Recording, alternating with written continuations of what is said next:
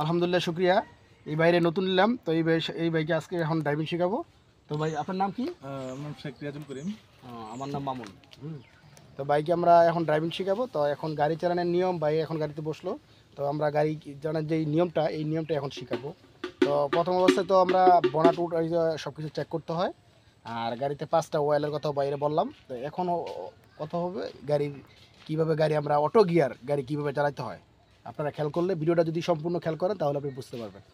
দেখেন, পিতে কি পার্কিং, পিতে পার্কিং, আরে কি আরে রিভার্স মানে পিছনে যাবে, এনে এনে নিউট্রাল, এটা পিছনে যাবে না সামনে যাবে না। আর এই ডিতে ডিতে ড্রাইভ, সামনে যাবে। এটা অটো শিফটিং হবে, অটো 5টা গিয়ার শিফট হবে। আর এই টুতে টুতে হলো লং ড্রাইভে যখন যাবে তখন ওভার ড্রাইভ টুতে দিলে ঠিক আছে। আমার টুতে দেওয়ার দরকার নেই, আমি ডিতে দিলেও চালাবো গাড়ি চালা, ঠিক আছে।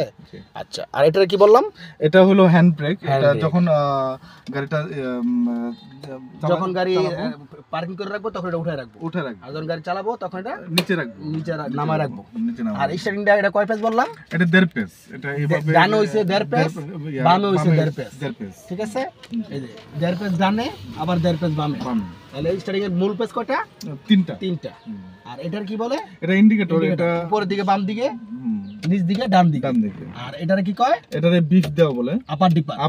আপার ডিপার অর্থ হইলো যে আগে দিব তার অগ্রাধিকার বেশি। আপনি যদি দেন আপনার অগ্রাধিকার বেশি, আমি যদি দেই আমার অগ্রাধিকার বেশি। দর্শকরা বুঝতে পারবে যে মোটরসাইকেল চালায় এইভাবে আপার ডিপার দেয়, এটাও আপার ডিপার, আবার প্রাইভেটে এইভাবে আপার ডিপার দেয়, ঠিক আছে। আর যখন আপনি গাড়ি চালাবেন, দুইটা লুকিং গ্লাস খেয়াল করবেন। 5 থেকে মিনিটে 5 থেকে 6 বার লুকিং গ্লাস খেয়াল করতে হবে, এই দুটো লুকিং গ্লাস, ঠিক আছে। লুকিং গ্লাস খুব ইম্পর্টেন্ট। হ্যাঁ, লুকিং গ্লাস খুবই ইম্পর্টেন্ট। আপনি লুকিং গ্লাস খেয়াল করবেন, গাড়ি চালাবেন, আপনি দেখুন গাড়ি 70% হয়ে গেছে লুকিং গ্লাস খেয়াল করে। আর ব্রেকের সিস্টেমটা কি বললাম, যে পায়ে ব্রেক করবেন আর এক্সেলেটার মুলায়ম করে দিবেন সবসময়। গাড়িটা যখন চালাবেন, এই পায়ের মুড়া সবসময় কি লেগে থাকবে। যদি মুড়া যদি আঙ্গা থাকে তাহলে হবে না। এই যে আপনার গাড়ি চালাবেন, এক্সেলেটার ব্রেক, প্র্যাকটিস করেন দিই কতক্ষণ। এক্সেলেটার ব্রেক, ওকে। আর যখন আপনি গাড়ি চালাবেন, সিট বেল্ট বাইন্দা পরে গাড়ি চালাবেন।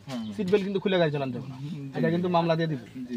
এই সে গাড়ির অটো গাড়ির ক্ষেত্রে। আর ম্যানুয়াল গাড়ির ক্ষেত্রে আপনার গিয়ার কিছুক্ষণ পরে গিয়ার চেঞ্জ করতে হবে, আর ক্লাচ চাপতে হবে, গিয়ার চেঞ্জ করতে হবে, ক্লাচ চাপতে হবে, ঠিক আছে। তো আলহামদুলিল্লাহ, দর্শককে এইভাবে দেখাইলাম। তো যদি ভালো লাগে তো আপনাদের আমরা সাপোর্ট চাই। যদি ভালো লাগে তো লাইক করবেন, শেয়ার করবেন। আর নেক্সটে আমার মানে কোন ধরনের ভিডিও আপনারা চান আপনাকে বলবেন, আমি ইনশাল্লাহ সেটা দেওয়ার চেষ্টা করবো। ওকে।